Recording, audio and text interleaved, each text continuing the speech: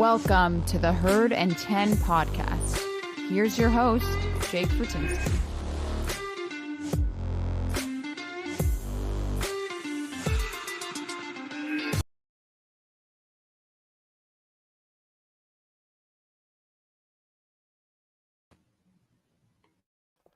Welcome back. Another Buffalo Bills season. Wow.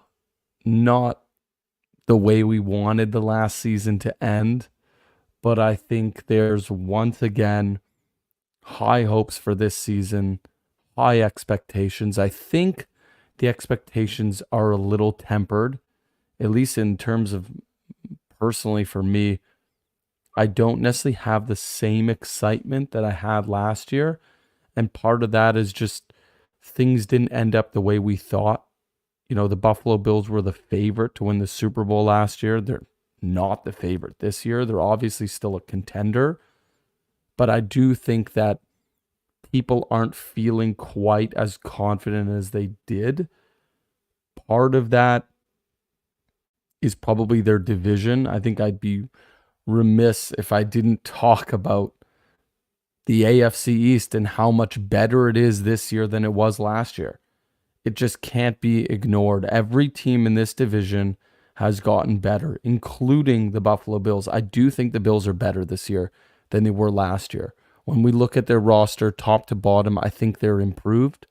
They're also currently at full health, pretty much. Obviously, with Micah Hyde back, Jordan Poyer seems to be perfectly healthy now. You have Allen, who's better now, after all that elbow and whatever else went on. We got a healthy team this year. Our O-line so far is pretty clear. So, we got Von Miller, who I don't think we know exactly when he's going to be back. There's still that possibility that he's back for week 1, but personally, I hope he doesn't come back. At least not yet. I think they should wait. I don't think there should be a rush to rush him back. I'm okay with us waiting 4 or 5 weeks until we bring him back, until he's 100%. And welcome again to another season of the Herd and 10 podcast. I am joined once again this season by my brother, Kevin Fortinsky. Kev, tell us how you're feeling this year about the Bills. Did you need a break after the offseason, or after the season? Did you have a long break in the offseason where you just sort of took it easy, cleared your head because the ending did quite the way we wanted it to end? Yeah, the offseason's always long in football. Season's always too short. It's always like that. Obviously, a disappointing end to last season after being the favorites coming into the season. We certainly didn't really feel like the favorites going into the playoffs. We had an awesome first half of the year, and then we trended down as the season went on with injuries, the unfortunate situation with DeMar Hamlin, the blizzards. The season devolved. Unfortunately, it got worse as it went along. We have to hope for, a season this year where we peak at the right time. Last season, we did not peak at the right time. We peaked at the beginning of the year and then went downhill. Maybe this year, even if we start a little slower and try and, trend upwards and avoid those major injuries that we did last year. I believe, like Jake, we're a better team than we were last year. The only thing we really lost from last season is Tremaine Edmonds, and we may struggle to replace him completely. But as we've discussed before, Tremaine Edmonds, I don't believe was a core player of this team. I think he was okay, but he definitely wasn't great. I would never have paid him that much money. So, yeah, I'm actually happy Tremaine Edmonds is gone because he got egregiously overpaid in Chicago, and good luck to them. So we got a comment here from Snug Cat saying, I hope the Bills kick the shit out of the Jets. Oh, Snug Cat, we are on the same page as you. It's funny because Kevin and I were talking just before we jumped on here. I called him at, I don't know, 7:20, seeing that the Jets improved, adding James Cook's brother, Dalvin Cook.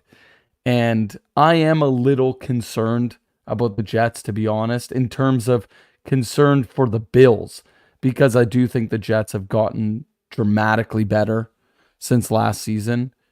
Of course, they added Aaron Rodgers, who we all know is a perennial Pro Bowl, basically perennial MVP player.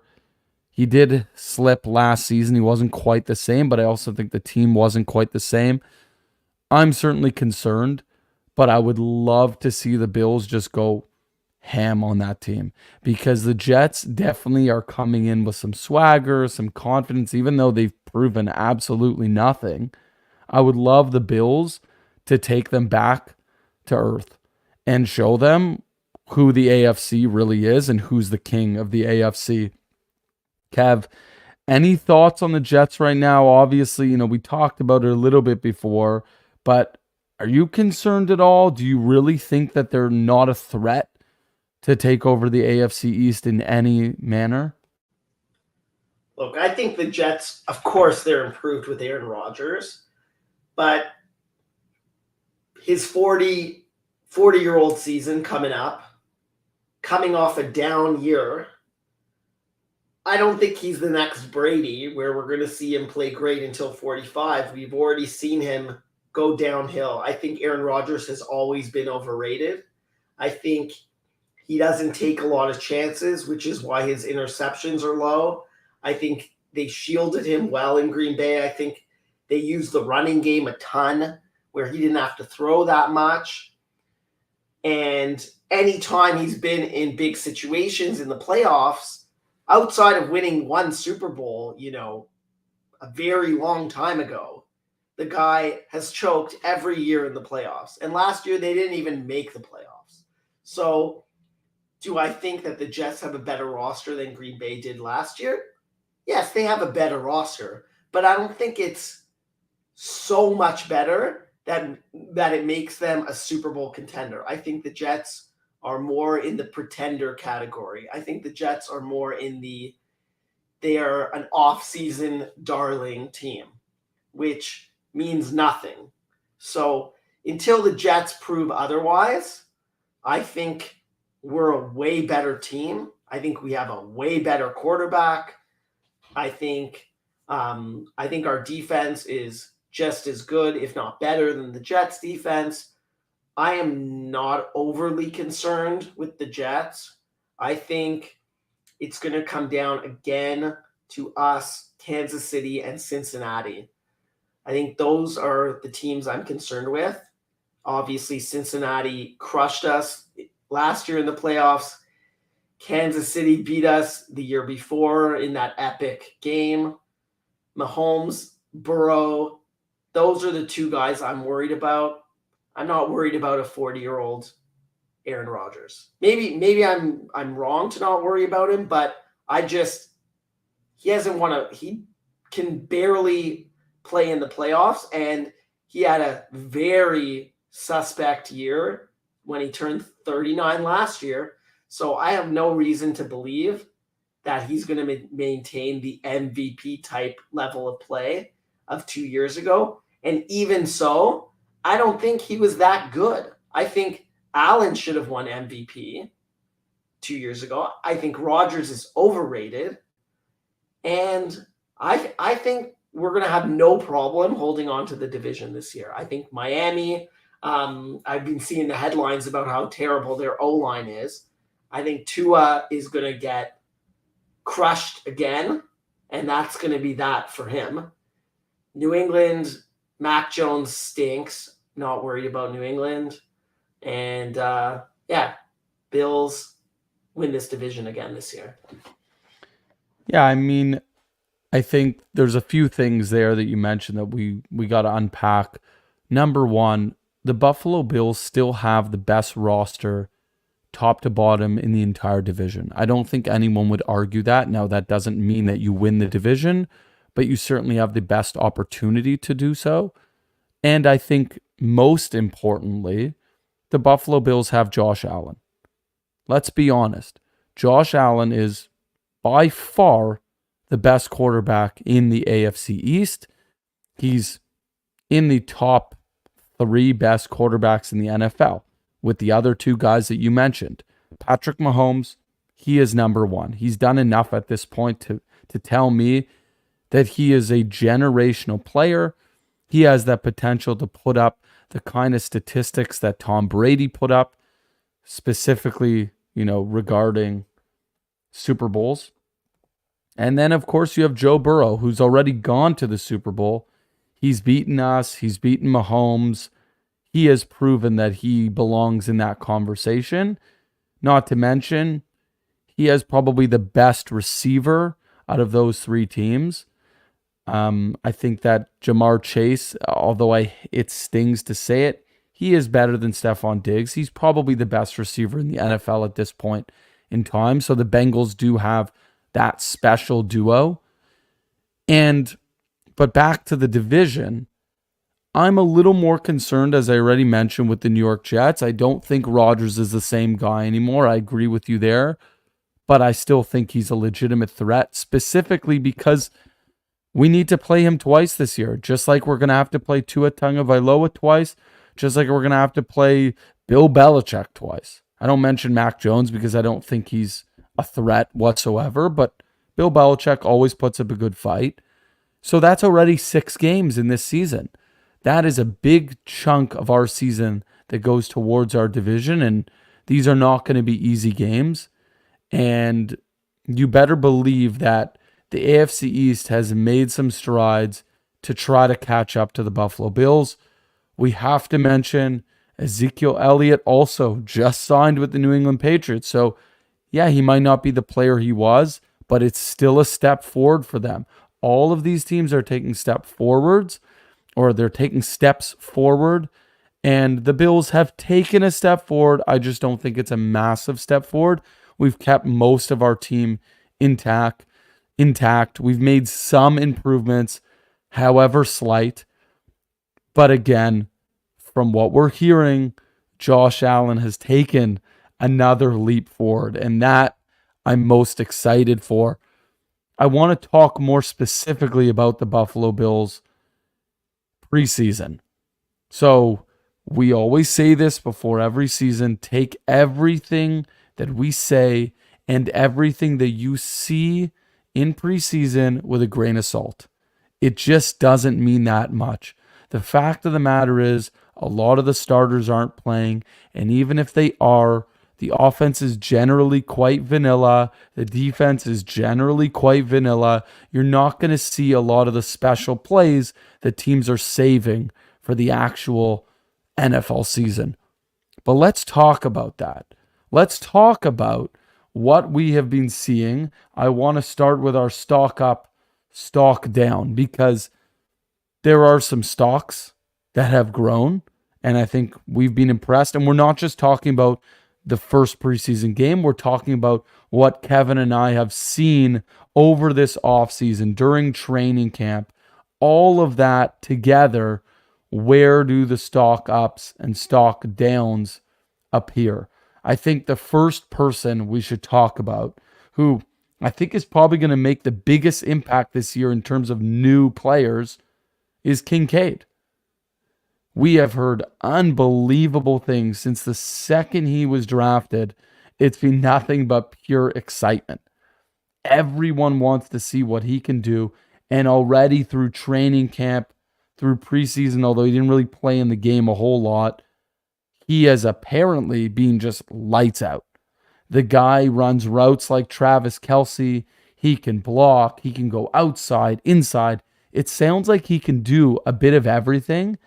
And you got to be excited, right, Kev? That's got to be stock up. Even though the expectations were so high for him coming in, it sounds like he's even surpassed those. Yeah, we better hope he's a difference maker on offense. because yes, we've added at other positions on offense, and honestly, probably our most important unit that we need to see improvement from is the O-line, to allow Josh Allen to find his weapons. And one of them is his new weapon in Dalton Kincaid. I think all reports seem to be great coming out of camp.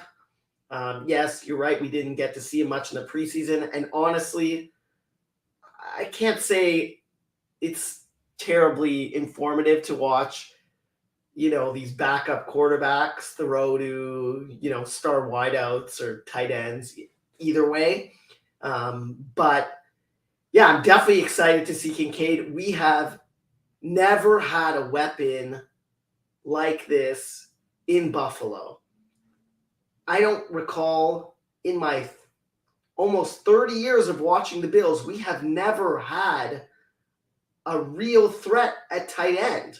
Arguably the best receiving tight end we've had in the last 25 years has been Dawson Knox. And Dawson Knox is a middle of the pack tight end. He was good in the red zone last year, but as we've talked about, he has his ups and downs. He's had many drops. So I've seen enough from Dawson Knox. I think maybe having them both on the field, maybe that makes Dawson Knox more scary, where defenses have to key on both of them. Yeah, I think that's a huge piece. Let's talk a little bit about that and unpack what John Roberts said, which is he's read that he wasn't even targeted against the Colts. It's true. I think there was maybe one target for Kincaid. It was a target. It wasn't a catch. It wasn't really much of a play, but he wasn't targeted against the Colts essentially, and they're keeping him and Dawson Knox a secret. I like that. I think that's a good take. I think it's probably what they're doing. I think they're sheltering them because they're going to let these guys go off. And that's a big point that you mentioned, Kev, that I think connects nicely with what John said here, which is the tandem, the duo of them together might elevate Knox to a new level, because I think part of the thing that's held him back is maybe we've asked too much of Knox. Maybe he isn't the talent that we maybe had hoped he was. After his rookie season, we thought he was going to be this great tight end, and he's clearly not that, and that's okay. But if he could be in a 1A, 1B situation with Dalton Kincaid, then I think you have something that could be magical. This is something that the league hasn't seen since Hernandez and Gronkowski. That could be something that I think is also one of those storylines that isn't being talked about enough. I think that the tight end situation in Buffalo is so much better than it was last year, because last year it was the disaster. Really, it was a disaster. And this year, there is this opportunity to potentially be the best tight end group in the entire NFL. And if that's the case, this AFC East, we're going to run away with it if it is what we think it could be. And that's a huge, huge thing to consider. I want to now touch on something that you mentioned, Kev, in your rant, which is the quarterback situation. We talk about the preseason. It's not so important, but for some positions, it is quite important. And it's these guys' lives are on the line, and the backup quarterback position is now a hot debate. I think coming into this game, I was just assuming that Kyle Allen was our backup. We signed him for whatever we gave him. I feel like it was $1.6 million. I could be wrong, but we paid him something like that. And I think most people assumed he was going to be the backup, especially because Matt Barkley has been the third string, and we seem to be comfortable with him in that position. He's good in the quarterback's room, but we don't necessarily want him playing in any capacity. But after seeing quite honestly, how horrendous Kyle Allen looked, it's got it. At veteran minimum. Just the veteran minimum. So which is what? Highly cuttable. Just over $1 million. Oh, just over 1 million. Okay. So it's a small contract. Of course, like you said, he could just be cut. But the key here is he looked terrible. He did not look comfortable at all in the pocket. And I should mention, he made a couple nice throws. The guy has strength in his arm, but that's kind of about it. His decision making, super questionable. His mobility, not particularly impressive. I mean, he's more mobile than Barkley, but I wouldn't call him a mobile quarterback. And Barkley, on the other end, looked really good. He looked comfortable. Now, he's been in this offense for a few years, so he does have a leg up, and maybe we need to give Allen a little more time. But at this point, to me, I think Matt Barkley has just as good of a chance as becoming the Buffalo Bills backup as Kyle Allen does. And to be honest, I actually think it's more likely that we're going to bring someone else in. Kyle Allen's going to be cut and Barkley will remain the third string. I actually feel that that's the most likely scenario at this point, just based on how uncomfortable, I think that's the best term to use here, how uncomfortable Kyle Allen looked. We got another comment coming in here from Tim Timms. Not sure if that's his real name, but that would be a pretty amazing name. Tim Timms, in his opinion, Isabella is also definitely a good threat. Kid is super fast and fills the Beasley spot. Kevin and I were talking about this earlier. Kevin's on the exact same page as Tim. I'm not completely sold, partly because of the lack of the returner ability that I saw from him. It's not that I don't think he'd be a good addition. I'm not sure if he's going to make the roster if he doesn't provide something in special teams that's significant. I don't know if he can make the roster, but I will say his speed did look pretty incredible in terms of just as a receiver. I just don't know if the Bills have the room to keep him and keep all these other threats that they have. Kev, you got a take here?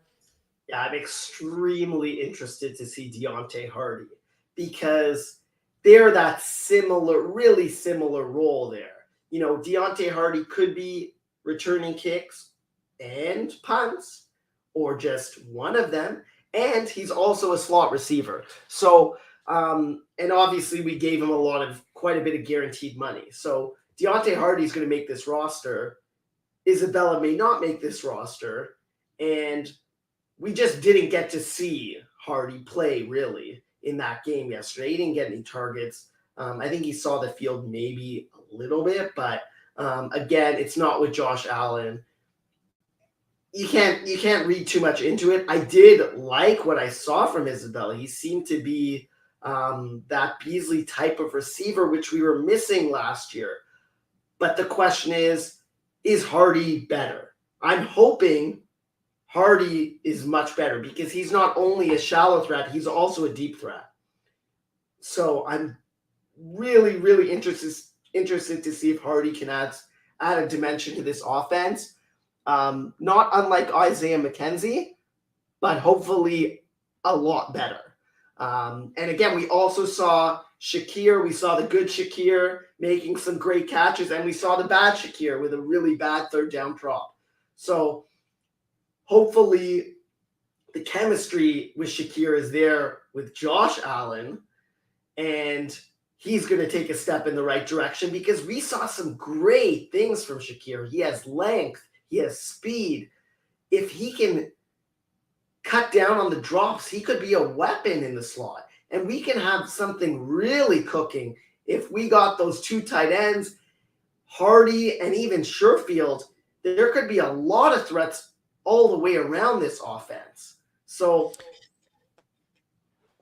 and that's a big thing that we're looking for because this is the problem we ran into last season, and that was depth.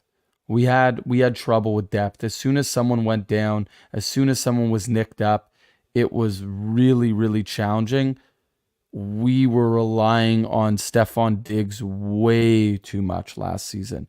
He's a great player, but to ask him to put up 10, 12, 13 catches, put up well over 100 yards, get a touchdown every game, it's a lot of pressure to put on a guy who's an amazing player, but you need more than that. The offense was quite one-dimensional.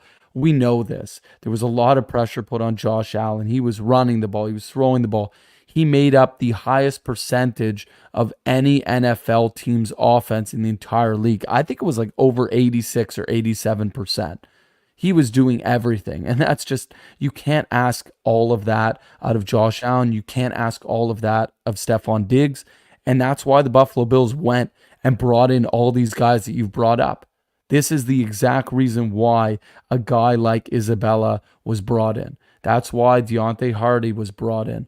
That's why, Shakir is hopefully going to get more of an opportunity. Sherfield. There's all these guys that they brought in with the hopes that they're going to fill that void, that we're going to have more depth. We haven't even talked about Gabe Davis. We don't really know what he's going to be this year. Hopefully he takes a step forward. But obviously after last season, there's a lot of critics out there that are concerned. I personally think he's going to be better than he was. And part of that is going to come again with the whole Kincaid Knox thing. I think it's going to take pressure off of Davis, and I think it's going to create a little more opening for him. The coverages might not be as tight on him. So I really do think that this piece of bringing in Kincaid is really, to me, what's changing this entire offense as a whole, or at least I really hope so. We got a few other things to cover. We only got a few minutes here left, but a couple things here. Number one, Damar Hamlin's back. That is just as good of a story as anyone could ever have. It's such a heartfelt story. We were all terrified last year. I remember when it happened, I thought my heart was going to stop. I mean, the guy essentially died on the NFL field and was saved and brought back to life. And he's now back in a Buffalo Bills jersey and he's playing and he looks good. I thought he looked really good in the first preseason game. Again, it's just the preseason, but he looked comfortable. He did not look hesitant. He had some big tackles in the game where every time he made a tackle, a part of me was nervous, hoping that he'd get up and everything would be okay. But as soon as he did, it kind of was just business as usual. So that's obviously a huge positive for both Hamlin, his family, and the Buffalo Bills because he is a good player. I don't think he's a great player, but I think he's a good player, and I think he brings some physicality to this team, and he's going to play. You better believe the guy's going to play this year. So we got that. Number two, Dorian Williams. We don't know what's going to happen with the linebacker position. We really don't. We know Matt Milano is going to play. We know AJ Klein's going to be thrown in there from time to time. We really don't know what's happening between Terrell Bernard and Dodson and maybe Dorian Williams, although they've shifted him, but I still feel like maybe he could play middle linebacker if it's with Milano. I like what I saw from Dorian Williams. He's certainly a little small, although I did see that he's 6'1", but he looks small. But he's got great speed. I saw him going, cross the field, sideline to sideline, and he's a very sure tackler. So to me, those two things tell me that he could be a difference maker on this defense, particularly when we really need it in the linebacker position. So that's a big piece. You need a guy with instincts. We saw those instincts yesterday. We've had Terrell Dodson for multiple years. I think he's average at best. I haven't seen those instincts from him. Dorian Williams, even just in the preseason, he looked like he was playing fast. He looked like he had good instincts. I think he has the highest ceiling of any middle linebacker type player that we have on this team. Terrell Bernard, what we saw from him last year was nothing short of pathetic, to be totally honest with you. He looked undersized and confused. Maybe he'll surprise me and be better this year. I don't know. Balin Spector is not an option. AJ Klein, you know what you're going to get. He's going to be consistent but unspectacular. I think we better hope Dorian Williams is good, because otherwise I think by midseason we may be looking to trade for someone better. And I think with a guy like Bernard, if he was impressing so far, he would have locked in the middle linebacker position. The fact that he hasn't, and he's still fighting against Dodson, who we know has never been able to crack the roster. And okay, part of that is Tremaine Edmonds, but he's never been able to get on that, starting roster or playing regularly. To me, if you're still fighting against him, you're probably only worthy of a backup position. So I'm hopeful that Dorian Williams at least shows enough over the preseason that the Bills are willing to give him a chance. Because I think their hesitancy is because he's a little undersized. But if he's undersized, but he's better than the other options, he should start. And I know the Bills are like this. They drafted him in the 3rd round. So but we had a clear opening at middle linebacker and no one to take that position. So there must be something they liked about him. Yeah, for sure. Look, they obviously see the potential in him, but we've seen this before. The Buffalo Bills are very hesitant to go with rookie players. They did the same thing with Kaiir Elam, and they continue to do so. They continue to force him to beat out Dane Jackson when I would argue at this point, I think he's done more than enough to prove himself as the starter opposite Tre'Davious White. But we're not going to go down that road today. The last piece I really want to talk about is the offensive line. I think the offensive line is improved this year, but there's still some big concerns. I mean, Torrance, to me, looks like a really good guard. There was no concern. He looked super comfortable. He looked like we just slotted him in and he's NFL ready. It's the tackle position. You and I know it. Spencer Brown obviously had a really tough year last year. If he's our guy still and doesn't show up, what do? We don't really have someone who can be trusted for an entire season as a tackle. Are we going to be looking to add another guy? Maybe someone comes available in a couple of weeks? Because at this point, I can't say that I'm entirely confident in the right side there. Yeah, we're in trouble if Spencer Brown doesn't elevate his game to a level of at least middle of the road right tackle. There's going to be trouble. You have to hope, Osiris Torrance is sort of a high-end O-lineman and that he can elevate the guys beside him. Because it's been a long time since we've had elite player on our O-line. I don't believe we have any elite players on our O-line. I think Deion Dawkins had a mediocre season last year. I believe Saffold beside him was atrocious. And now you have McGovern, who is hopefully he's above middle of the pack, but let's assume he's middle of the pack. You have Mitch Morris. Maybe he's slightly better than average. Again, there's nobody on that O-line who's at an all-pro, even Pro Bowl level. So to me, we need somebody to elevate their game. We need one guy where we can run that way and he's going to maul guys. And I'm hoping that's Torrance. But from the right tackle position, again, if Spencer Brown is not performing, we may need to look outside the organization because I don't believe we have another guy who can start at right tackle. It's just a little frustrating to me that they didn't just handle their business this offseason. I think that they could have brought in some more depth. They chose not to, and I hope they don't pay the price. We have talked about this for a long time, which is the most important position after the quarterback is protecting the quarterback, the offensive line. And I'm not convinced that we've gone all in on the offensive line yet because we don't have a Pro Bowl player on the offensive line. All the top teams who care about their quarterback and their offense load up their offensive line or retool it if it's not working.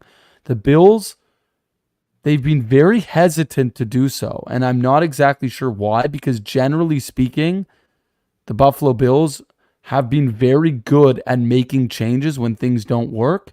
And with the offensive line, I have always felt like they've dragged their feet, and it's really set us back. But we will close out with the final thing to say here.